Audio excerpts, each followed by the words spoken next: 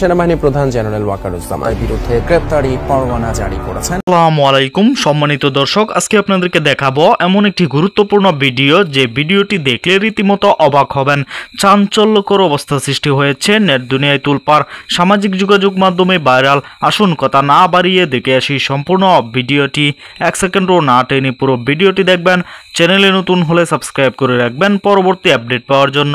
ভিডিওতে একটি লাইক করে দেখতে থাকুন সম্পূর্ণ ভিডিওটি।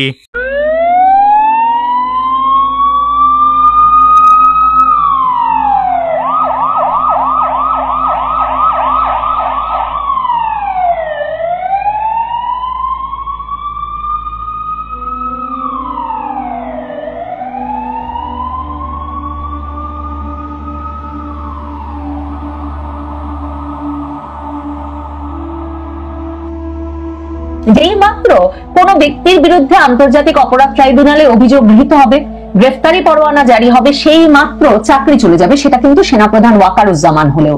এই কথাটাই কিন্তু জেনারেলদের এই একটি অংশই এসে যে সংবাদ মাধ্যমের সামনে পরিষ্কার করে বললেন, কারণ এই পক্ষটি গত কয়েকদিন ধরে বৈঠক পাল্টা বৈঠক, আলোচনা পাল্টা আলোচনায় এই সিদ্ধান্ত সেনাপ্রধান ওয়াকারুজ্জামানকেও জানিয়েছেন যে সেনাবাহিনী হিসেবে তারা জুলাই আগস্ট আন্দোলনের কিংবা শেখ হাসিনার শাসনামলের কোনো গুম খুন নির্যাতনের দায় নিতে চান না।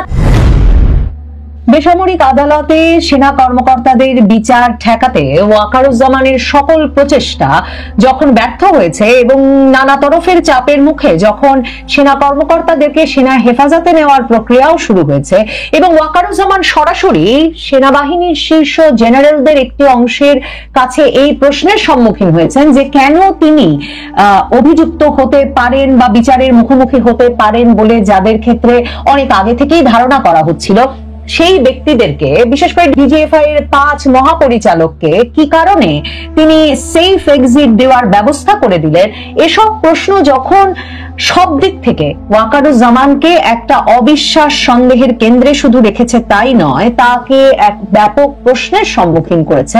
আর যখন যেই পক্ষটি ভাবছিলেন যে সেনা কর্মকর্তাদের এই বেসামরিক আদালতে বিচার হতে দেওয়া উচিতই নয়, সেনাবাহিনীর বরং এ ধরনের একটা উদ্যোগের বিষয়ে কোনো ব্যবস্থা নেওয়া উচিত, এমনকি জরুরি অবস্থা জারির দিকে যাওয়া উচিত, এসব যেই পক্ষটি বলছিলেন, তারা যখন বুঝেছেন যে সেনাপ্রধান ওয়াকারুজ্জামানের পক্ষে কোনো সিদ্ধান্ত গ্রহণ করা, বিশেষ করে কোনো কড়া সিদ্ধান্ত গ্রহণ করা প্রায় অসম্ভব, তখন সেনাপ্রধান ওয়াকারুজ্জামান নিজেই ক্যান্টনমেন্টের ভেতর এরই মধ্যে একরকমের হাউস অ্যারেস্ট বা গৃহান্তরীণ অবস্থায় আছেন কিনা, কিংবা তাকে খুব শিগগিরই অন্তরীণ করা হয় কিনা এবং গ্রেফতারের মুখোমুখি হতে হয় কিনা, সেই প্রশ্ন, সেই জল্পনা ব্যাপক জোর পেয়েছে সেনা সদরের ভেতরে এবং বাইরে। এর কারণ হচ্ছে, দেখুন, সেনা প্রধান ওয়াকারুজ্জামানের বিরুদ্ধে আন্তর্জাতিক অপরাধ ট্রাইব্যুনালের একটা গ্রেফতারি পরোয়ানা জারি হওয়া এখন সময়ের ব্যাপার মাত্র। আন্তর্জাতিক অপরাধ ট্রাইব্যুনালে মানবতা বিরোধী অপরাধের যে মামলায় শেখ হাসিনা, স্বরাষ্ট্রমন্ত্রী আসাদুজ্জামান খান কামাল সহ পুলিশ প্রধান আব্দুল্লাহ আল মামুনের বিচার চলছে, যেখানে চৌধুরী আব্দুল্লাহ মামুন নিজেকে রাজসাক্ষী করে বিচারের তীব্রতা থেকে রক্ষা করার চেষ্টা করছেন, সেই বিচারে কেন পুলিশের আইজি চৌধুরী আব্দুল্লাহ আল মামুন থাকলে সেনাপ্রধান ওয়াকারুজ্জামান থাকবেন না, এই প্রশ্ন আপনারা জানেন, ধরুন আমি সহ নানা তরফেই নানা সময় করা হয়েছে। কারণ জুলাই আগস্ট আন্দোলনটিতে যেই আইন শৃঙ্খলা রক্ষাকারী বাহিনী বা সরকারের যেসব বাহিনী সরাসরি জুলাই আগস্ট আন্দোলন দমনে নিয়োজিত ছিল রাজপথে, সেই বাহিনীগুলোর মধ্যে একেবারে অগ্রগামী ভূমিকা পালন করেছে সেনাপ্রধান ওয়াকারুজ্জামানের নেতৃত্বাধীন সেনাবাহিনী। কাজেই সেনাবাহিনী বা সেনাবাহিনীর সে সময়ে মোতায়েনকৃত সদস্যবৃন্দ, বিশেষ করে সেনাপ্রধান ওয়াকারুজ্জামানের সেই বাংলাদেশের প্রধান উপদেষ্টা দপ্তর এবং সেনাবাহিনীর মধ্যে দ্বন্দ্ব এবার প্রকাশ্যে। এর নেপথ্যে ঢাকার আন্তর্জাতিক অপরাধ ট্রাইব্যুনালে সেনাবাহিনীর বেশ কয়েকজন কর্মকর্তার বিরুদ্ধে সরাসরি মামলা দায়ের করা। এই তালিকায় রয়েছেন বাংলাদেশ সেনাবাহিনীর কয়েকজন অবসরপ্রাপ্ত এবং বর্তমান অফিসার, যা নিয়ে বাংলাদেশের সেনাবাহিনীর মধ্যে ব্যাপক ক্ষোভের সঞ্চার হয়েছে। বাংলাদেশ সেনাবাহিনীতে জেনারেল ওয়াকারের নেতৃত্বে 56 জন জেনারেল এবং আরো কয়েকজন শীর্ষ আধিকারিক জরুরি বৈঠকে বসেছিলেন বলে খবর। আন্তর্জাতিক অপরাধ ট্রাইব্যুনাল কর্তৃক জারি করা গ্রেপ্তারি পরোয়ানা নিয়ে তীব্র প্রতিবাদ জানানো হয়েছে। জানা যাচ্ছে ঘটনা দ্রুত অন্যদিকে মোড় নিচ্ছে, এমনকি প্রাক্তন সেনাপ্রধান ও সেনা কর্তাদেরও ডাকা হচ্ছে। ওয়াকিবহাল মহল মনে করছেন পরিস্থিতি যে কোনো সময় অন্যদিকে মোড় নিতে পারে। সেনাবাহিনীর মধ্যে একটি বিদ্রোহের সৃষ্টি হতে পারে বলেও মনে করা হচ্ছে। কিন্তু জেনারেল ওয়াকার কি পারবেন মোহাম্মদ ইউনূসের সঙ্গে মুখোমুখি লড়াইয়ে নামতে? এই প্রশ্নটাই উঠছে। সেটা নিয়ে আজকে আমরা আলোচনা করার চেষ্টা করব আমাদের আন্তর্জাতিক মহলে। আর আজকে আমার সঙ্গে রয়েছেন আমাদের বিশেষ প্রতিনিধি রাজা মজুমদার। দেখো সুমনা, বাংলাদেশ নিয়ে আমরা যখন রোজ কথা বলি নতুন নতুন বিষয় সামনে চলে আসে, এটা একটা বেশ মজার ব্যাপার। এখন যেটা নিয়ে আমরা আলোচনা করছি সেটা যথেষ্ট গুরুত্বপূর্ণ। এই কারণে গুরুত্বপূর্ণ যে এখানে বাংলাদেশের রাজনৈতিক মহল বলে বা বিশেষজ্ঞ বা বিশ্লেষক যাদেরকেই আমরা শুনছি বা যেগুলো লেখা পড়ছি, তাতে আমরা দেখতে পাচ্ছি যে এই বিষয়টা নিয়ে মূলত বাংলাদেশের সেনাবাহিনী প্রায় দ্বিধাবিভক্ত। বিষয়টা কি?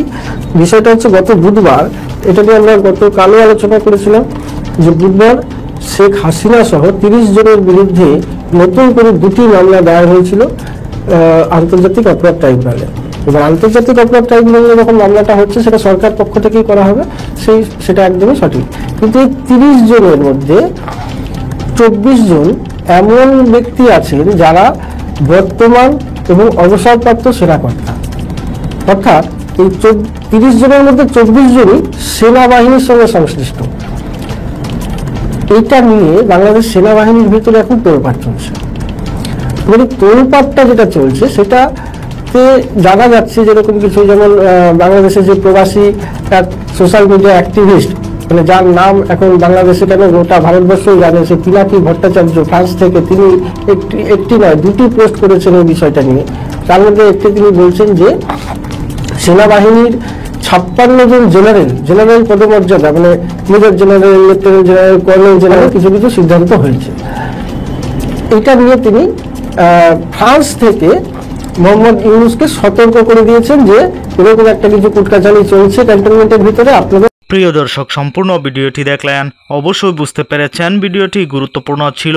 দর্শক, এই ভিডিওতে যে তথ্যগুলো আপনারা পেয়েছেন এ বিষয়ে আপনাদের মূল্যবান মতামত অবশ্যই কমেন্টে জানাবেন, এবং পরবর্তী আপডেট ভিডিওগুলো সবার আগে পেতে চ্যানেলটিকে এখনই সাবস্ক্রাইব করে রাখুন। এই মুহূর্তে বিদায় নিচ্ছি, দেখা হবে পরবর্তী কোনো ভিডিওতে। সে পর্যন্ত ভালো থাকুন, সুস্থ থাকুন। আসসালামু আলাইকুম।